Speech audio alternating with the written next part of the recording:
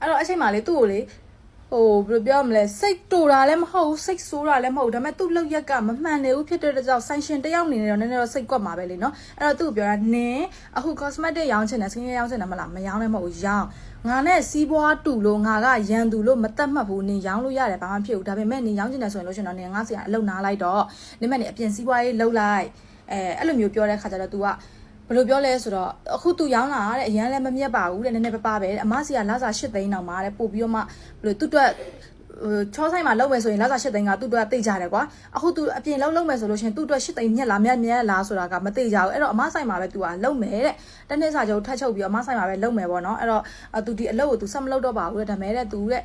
့ဒီ skin care တွေမရောင်းတော့ဘူးဆိုမဲ့တခြားပေါ့ကွာအဲ့လိုတခြားပေါ့အစားစရာတောက်စရာလေးတွေရောင်းမယ်ပေါ့နော်အဲ့ဒါအေးဟုတ်ပြီရောင်းလို့ငါနဲ့ငါဆိုင်မှာနေတဲ့ရွေးဒီငါနဲ့တူတဲ့ skin care ကိုမရောင်းရင်ရပြီနေမဲ့တခြားဘာရောင်းပေါ့နော်အပေါ်ရောင်းနေရောင်းဆိုပြီးအဲ့မှာ तू နဲ့ချောနေရ piece ဖြစ်သွားပြီဖြစ်သွားပြီးတော့နင်ချောလို့လဲစာချုပ်လဲနောက်တစ်နှစ်ထပ်ချုပ်ပြီးသွားပြီထပ်ချုပ်ပြီးသွားတဲ့အချိန်မှာချောက तू ကနေပြီးတော့ချောပြောလာတယ်အမညီမကတဲ့သူ့ယောက်ျားနဲ့အခုနောက်တစ်နှစ်ချုပ်ထားတာပြည့်ပြီဆိုလို့ရှင် तू ကအလုံးမဖြစ်မနေနားတော့မှာဘာလို့ဆိုတော့ तू အပြင်စီးပွားရေးခွက်ထွက်တော့မယ်အော်ခွက်ထွက်ကောင်းတာပေါ့နော်မဟုတ်လားယောက်ျားနဲ့တူလုံးမယ်ယောက်ျားဘက်လဲခုံဆိုင်ဖွင့်ထားတယ်တဲ့အဲ့တော့ခါကျတော့ဟိုအရင်နေ့တစ်ခုလောက်ရချင်တယ်တဲ့ချောကမဲကင်နေလေနော်အရင်နေ့တစ်ခုလောက်ရချင်တယ်တဲ့အဲ့တော့ခါကျတော့အရင်နေ့ရချင်တာဖြစ်လို့ကြောင့်အမစီမှာတဲ့စုမဲတစုလောက်ပါချင်တယ်တဲ့ပါလို့ရမလားတဲ့ပုံမှန်ဝန်ထမ်းတစ်ယောက်ကိုအလုပ်ရှင်တစ်ယောက်ကဒီစုကြီးမှာပေးပါမလားစဉ်းစားကြည့်ချောတီဘာဖြစ်လို့သူ့ကိုပေးပါလဲဆိုတော့ချောတီသူ့ကိုဖြစ်သွားပါစေသူတို့လင်မယားဖြစ်သွားပါစေเนาะစီးပွားရေးတွေကောင်းသွားပါစေเนาะဒီအပေါ်ဝင်ငွေတွေအများကြီးရပါစေဆိုတဲ့စိတ်နဲ့ဟုတ်ပြီအမစဉ်းစားပေးမယ်ဆိုပြီးတော့မှချောသူ့ကိုပြောလိုက်တယ်ပြောပြနေနံပါတ်ဘယ်လောက်ရချင်တာလဲပြောတဲ့ခါ तू ကအလေလောက်ပဲနောက်ဆုံးလည်းမရချင်ဘူးပေါ့နောက်ကြမှာဆိုလို့ထိတ်ဆုံးဆိုလည်းမရချင်ဘူးပေါ့ကွယ်အဲ့ဒါဆိုအလေလောက်ရချင်တယ်တဲ့အဲ့အလေလောက်ရချင်တယ်ပြောအေးဟုတ်ပြီဆိုပြီးတော့သူ့ရဲ့နာမည်လေးကိုယာထားပေးလိုက်တယ်ငါသူ့ကိုတော့မဲတစုတော့ထည့်ပေးလိုက်မယ်ဆိုပြီးတော့တကယ်ချောသည်စုကြီးခေါ်ပြီးတော့စုမဲလဲကင်တဲ့ခါကျတော့ तू ကချောကိုပြောလာတယ်ထိတ်ဆုံးလောက်ရချင်တယ်အမနံပါတ်2ရချင်တယ်တဲ့ဒီ17လပိုင်းလောက်ကိုတဲ့သူတို့ဘက်လေခုံဆိုင်လေးမြန်လေးဖွင့်ချင်လို့ပေါ့နော်အဲ့နဲ့အော်ဟုတ်ပြီပေါ့အဲ့ဆိုလို့ရှင်လဲဘာဖြစ်လို့ချောသည်သူ့ကိုယုံကြည်လဲဆိုတဲ့ခါကျသူဒီချောဆိုင်မှာတစ်နှစ်စာချုပ်ထပ်ချုပ်ထားတာဖြစ်ကြောင်းသူဒီကိုယ့်ရဲ့မျက်စိရှိအောက်မှာပဲရှိနေအောင်မှာဖြစ်တဲ့အတွက်ကြောင့်ကိုဒီသူ့ကိုအပြည့်အဝယုံကြည်ထားပေးတယ်နောက်ပြီးတော့သူဒီအသက်30ကျော်ပြီဖြစ်တဲ့အတွက်ကြောင့်အော်သူဒီလိုမျိုးတော့မလုံနိုင်လောက်မလုံနိုင်ပါဘူးလေသူလေအသက်ကြီးပြီပေါ့နော်သူ့မှာစဉ်းစားပြီးတော့သူကပညာတတ်ပွဲရနော်ဆိုင်မှာကလေးတွေကလုံးဝ10တန်းနဲ့ဟိုကိုဗစ်တွေကိုစစ်တွေကြောင့်ရက်သွားတယ်ကျမလည်းsecond year နဲ့ရက်သွားပြီမဲ့ဆိုင်မှာသူတယောက်တည်းပညာတတ်ပွဲရရှိတယ်ကလေးတွေအကုန်လုံးကဘွဲမရထားဘူးဒါပေမဲ့10တန်းနဲ့တဝက်တစ်ပြက်တက္ကသိုလ်ဆက်မတက်နိုင်တဲ့ကလေးတွေနဲ့ကျမဆိုလည်းတက္ကသိုလ်ဆက်မတက်ခဲ့တဲ့လူပေါ့နော်အဲ့တော့သူဒီပညာတတ်ဘွဲရဖြစ်တဲ့အတွက်ကြောင့်ဒီလိုမျိုးလောက်ရက်မျိုးတွေတော့သူမလုံနိုင်ပါဘူးလေဆိုပြီးတော့ချောဒီသူ့ကိုနံပါတ်2မဟုတ်ပဲနဲ့နံပါတ်1ကိုချောပေးခဲ့တယ်ပတ်စံအော်သူအရင်ဆုံး300ပါစေ4ဆိုပြီးတော့မှအရင်ဆုံးအရင်နီးမမြန်လေးလှုပ်လိုက်နိုင်ပါစေဆိုပြီးတော့မှချောသူနံပါတ်1ကိုပေးလိုက်တယ်နံပါတ်1ကိုပေးလိုက်တဲ့အချိန်မှာပုံမှန်ဆိုလို့ရှိရင်ချောဒီမဲကိစ္စတွေလုပ်ပြီးဆိုရင်စာချုပ်စာတမ်းနဲ့လုပ်တယ်ဒါပေမဲ့ချောသူ့ကိုစာချုပ်စာတမ်းနဲ့မလုပ်ခဲ့လိုက်ဘူးချောရဲ့အမှားနောက်ပြီးတော့ပိုင်ဆိုင်မှုတွေဘာတစ်ခုမှလည်းမရှိဘဲနဲ့ဘာပိုင်ဆိုင်မှုတွေဘာတစ်ခုမှလည်းမတောင်းဘဲနဲ့စာချုပ်လည်းမချုပ်ဘဲနဲ့ကိုယ့်ရဲ့ကလေးဆိုတဲ့အတွေးနဲ့တင်သူအသက်ကတော့ကြီးရပါတော့ကိုကလည်းကိုယ်ဆိုင်မှာကလေးတွေကလုံးကလေးလိုပဲခေါ်တာသူကအသက်ကြီးငယ်ငယ်ဟောအေးကလေးတွေအဲ့လိုခေါ်ကြတာကိုယ့်ရဲ့ကလေးဆိုပြီးတော့မှသူ့ကိုဘာစာချုပ်မှမဲလာပြီးတော့ယူမဲပတ်စံနေဘတ်2သိန်း9000မြန်မာငွေနဲ့ဆိုသိန်း400နီးပါးကတ်တယ်သိန်း350 60ကျော်ရှိတယ်သိန်း400နီးပါးကိုရော့အစ်ဆိုပြီးတော့မှအိမ်မှာပေးလိုက်တာနော်အဲ့ချိန်မှာဘာစာချုပ်မှမချုပ်ခဲ့လိုက်ဘူးအဲ့တော့ဆီယာမကြီးကအခုကျတော့မဲထုတ်ပြီး2လမပြည့်သေးဘူးရက်20တခါရက်20တခါဆိုတော့ရက်40ပဲရှိသေးတယ်2လမပြည့်သေးဘူးလွန်ခဲ့တဲ့20နဲ့အခု29လား25ရက်29လားအခု20ဘယ်လောက်ဒီနေ့ဘယ်နေ့ရလဲ29လား28လားအေးထားပါတော့ဒီနေ့28ဆိုတော့လွန်ခဲ့တဲ့2ရက်ကချောကိုသူအလုတ်ထွက်ဖို့လာပြောတယ်အမားတဲ့ညီမအလုတ်ထွက်တော့မယ်တဲ့ဟိုဟာသမီးယောက်ျားနဲ့တဲ့ skin care ဆိုင်နဲ့တဲ့ဘက်လဲဆိုင်လေးဖွင့်ချင်လို့တဲ့ဟော skin care ဆိုင်နဲ့ဘက်လဲဆိုင်လေးဖွင့်ချင်လို့ကျမဘယ်လောက်တောင်ခံစားရမလဲခံစားမလဲဆိုတာတော့သူ့ကိုအရန်ဝမ်းနေလို့ခံစားမဟုတ်ခံပြင်းတာကျမအရန်ခံပြင်းတယ်အဲ့တော့ခါကျတော့စိတ်ထဲမှာဘာမှမပြောသေးဘူးအေးဟုတ်ပြီနေအလုံးထွက်တော့မဟုတ်ထွက်လို့ရတယ်ဒါပေမဲ့ငါတို့စာချုပ်ထွက်ထားတဲ့အတိုင်းတစ်နှစ်မပြည့်ဘဲနဲ့အလုပ်ထွက်မယ်ဆိုလို့ရှိရင်လစာရဲ့3လစာကိုရော်ပေးရော်ကြေးပေးပြီးထွက်ပြီးလို့ရှိရင်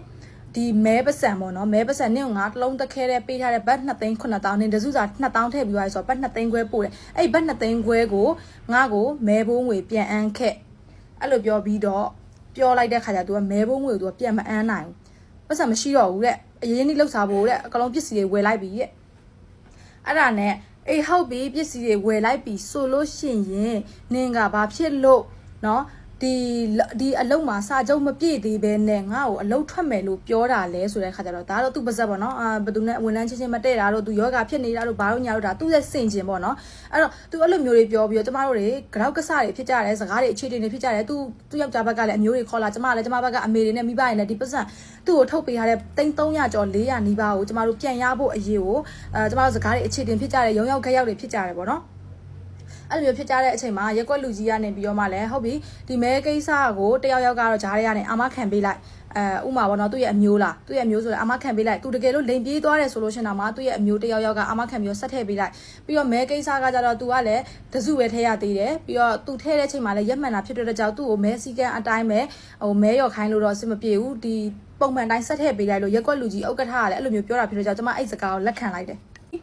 နင်းမဲပုံငွေလည်းပြန်အမ်းစရာမလိုတော့ဘူးနင်းကိုအာမခံပေးတဲ့လူရှိရဲ့အဲ့တော့ခါကြတော့နင်းငါဆိုင်မှာတနစ်စာချုပ်မပြည့်သေးပဲနဲ့နင်းအပြစ်မှာဆိုင်ဖွင့်ဖို့လုပ်နေရဲဆိုတာအမှန်လားငါကြားရတဲ့သတင်းကအမှန်လားဆိုတဲ့ခါကျတော့ तू ကချောအတကုံညင်းတာဘလောက်တောင်ညင်းလဲဆိုလို့ရှိရင် तू ကသူ့အိမ်ဘေးနားမှာအိမ်နီးချင်းတယောက်နဲ့ तू ကဖတ်ဆက်ဖွင့်မှာအိမ်နီးချင်းတယောက်ကကြတော့ထားလိုက်ပါတော့ဒါသူ့ရဲ့ personal ဆိုမပြောတော့ဘူးအဲ့ဒီအိမ်နီးချင်းတယောက်က share ရထည့်မယ်ကွာဥမာအိမ်နီးချင်းတယောက်ကဆိုင်ဖွင့်ဖို့အတွက်90ထည့်မယ် तू လည်း90ထည့်မယ်ဆိုလို့ရှိရင် तू ကတော့ဒီဆိုင်မှာပဲနေပြီးတော့အလုပ်လုပ်မှာဖြစ်တဲ့ကြောင့် तू ကတော့ share ရဲ့20ရာခိုင်နှုန်းပဲရမယ်90ရာခိုင်80ရာခိုင်နှုန်းကကျတော့ဟိုဘက်ဆိုင်ထိုင်တဲ့လူရမယ်ပေါ့နော်ညီမကတဲ့အမဆိုင်မှာတဲ့တစ်နှစ်လောက်ဖို့အစီအစဉ်ရှိရဲဒါပေမဲ့ဒီဆိုင်ကဝန်ထမ်းကလေးနဲ့အဆင်မပြေရတဲ့ကြောင့်ညီမရဲ့ကြောက်ကက်ယောဂဖြစ်တာတဲ့ကြောင့်အကြောင်းမလို့အဆင်မပြေတော့တာဆိုပြီးတော့အလုပ်ထွက်မှာဆိုပြီးတော့ तू ကချောကိုပြောတယ်ပေါ့နော်အဲ့လိုမျိုးပြောတဲ့ခါကျတော့ဒါဆိုလို့ရှိရင်လို့နေရလို့အပြစ်မှာဆိုင်ဖွင့်ဖို့အတွက်ရည်ရွယ်ထားတာမဟုတ်လားဆိုတော့အဲ့လိုကြတော့လေမဟုတ်ဘူးအမလုံးဝမဟုတ်ဘူးဘာညာပေါ့နော် तू အတကုံညင်းတာသိလားအဲ့ဒါကိုလည်းသူ့စကားတွေဆက်မပြောချင်တော့မပြောချင်တဲ့ခါကျတော့ဟုတ်ပြီအဲ့ဆိုလဲထွက်ဆိုပြီးတော့သူ့ချောကိုလာစာ3လစာအပ်ထားတာရှိရဲတလားကိုသူ့အယုံကြောဖို့သူ့အမေကြောဖို့ဆိုလားလာစာတစ်ခါက9သိန်းတစ်ခါက6သိန်းတစ်ခါက8သိန်းခွဲအဲ့လိုအပ်ထားတာဟာရှိရဲအဲ့မနေ့တော့အဲ့ပတ်စံ16သိန်းကျော်ကိုလည်းရော့တာကနေငါ့ကိုအပ်ထားတဲ့ပတ်စံဆိုရော့အင်းဆိုပြီးတော့ပေးလိုက်တယ်အဲ့အချိန်မှာ तू ကနေပြီးတော့ချောကိုဒါတဲ့စာချုပ်အရ3လစာရော်ချေတဲ့ तू ကချောကို3လစာရော်ချေယူပါတဲ့ပြောခါကျချောကပြောမယူဘူးလို့ငါကားလို့နင်းကို black list တင်ပါလို့ဘာဖြစ်လို့ဆိုတော့သူ့ကိုချောကဓာတ်ရိုက်ပြောလိုက်တခါတည်းတဲ့ပြောလိုက်တာပေါ့နော်နောက်ခဏနေ तू ကစာချုပ်3လစာကိုရော်ပြီးတော့ကိုကမယူဘဲနဲ့အင်းပြီးတော့ကိုကနောက်ွယ်ကနေသူ့ကိုတင်နေတယ်တင်မယ်လို့ तू ကထင်မှာဆိုလို့ချောကသူ့တခါတည်းကိုမျက်နှာချင်းဆိုင်ပြီးငါနဲ့ black list တင်ပါလို့ဒါပေမဲ့နင်းမျက်နှာနဲ့ရောတော့မတင်ဘူးပေါ့နော်နင်ကရေရှည်လောက်စားရအောင်မှာမြောက်ဒီမှာနင်ရေရှည်ဆိုင်ဖွင့်မယ်ဆိုရေရှည်လောက်စားမှာဖြစ်တော့ကြောင့်နင်းမျက်နှာနဲ့နင်းမျက်ပုံနေတော့ငါမတင်ဘူးလို့ဒါပေမဲ့ခါကြတော့ငါတော့တင်ထိုက်တာတော့တင်ရမှာဘာလို့ဆိုတော့နင်ကငါ့ကိုစီးလွတ်ပေါလွတ်ကြော်ခွသွားတဲ့မိမမျိုးလို့နင်ကတော်တော်မိမလဲသိန်းကျွဲအဲ့လိုမျိုးပြောလိုက်တဲ့ခါ तू အရန်နာတယ်သူ့ကိုမိမလဲသိန်းကျွဲလို့ပြောလို့ तू အရန်နာတယ်ရန်နာပြောသူရဲ့တိတ်ခတ်တရားတွေဘယ်မှာလဲဘာညာပေါ့နော်အမအော်ကြီးဟစ်ကျယ်တွေဖြစ်ကြဆိုင်ထဲမှာလဲချက်စရလဲအရန်ကောင်းပါလေကွယ်အဲ့လိုမျိုးတွေဖြစ်ကြပြီးတော့အဲ့ဒီ3လစာရော်ကြီးကိုလည်းချောမယူလိုက်ဘူးဘာဖြစ်လို့လဲဆိုတော့ချောဒီအဲ့ပတ်စံမမတ်မဟုတ်เนาะချောလိုချင်တာဒီသူ့ရဲ့ကျေးဇူးတိတက်မှုကိုလိုချင်တာအဲ့တော့သူဒီချောစီမှာအလုတ်လုတ်ပြီးတော့ချောအဲ့ဒီ